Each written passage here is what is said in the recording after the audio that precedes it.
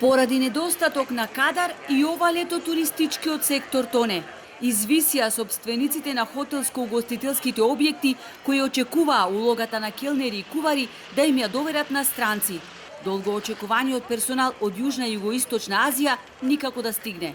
Покушавме да добиеме персонал од агенции некои, од Непал, од Филипини, од вамо од таму, преку агенции, то упорно, уште од април покушаваме. Да добиеме сега ќе донеса, после ќе донеса, договори вакви, онакви, меѓутоа ево до ден денес ние од странство не добивме персонал, мада пристанавме на се. На сите нивни барања. Експертите по туризам од почетокот имаа негативен став околу носење на странски кадар, со обистини на нивните укажувања дека ова не само што нема да го реши проблемот, туку ќе отвори нови рани. Па еден негативен имидж кој се појави дека битно им е да се вработат па да избегаат кон Австрија, кон Германија, дека ги снемува одеднаш, а работодавачот ги вработил, платил давачки и одеднаш ги нема. Тоа е процес кој трае десетина години, не може тоа преку ноќ да се среди.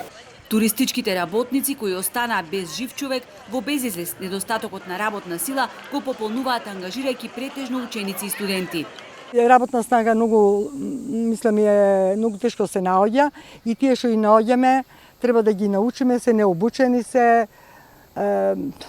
често и слабо работат, мислам треба по пропис, не може, има стандарди за работење во хотел. Не може да се работи како било. Така да, значи, акутен проблем број 1 сега во Охрид, мислам, за туризмо е работната снага. Било собарици, било келнери. Вработените во угостителскиот сектор се соочуваа со ниски плати, неисплатени часови, прекумерна работа, нивниот труд не се вреднуваше. Сето тоа не доведе во ваква безизлезна ситуација. Хотелиерите сега бараат Македонија да го промени законот за вработување и работа на странци и по примерот на Хрватска да ја укине квотата за работни дозволи за странци. Ако хрватите кои ја собраа македонската работна сила во угостителството годишно издавајќи 108.000 работни дозволи за странци, нашата држава законски издава само 3.700 дозволи, и тоа во услови кога македонците масовно се иселуваат.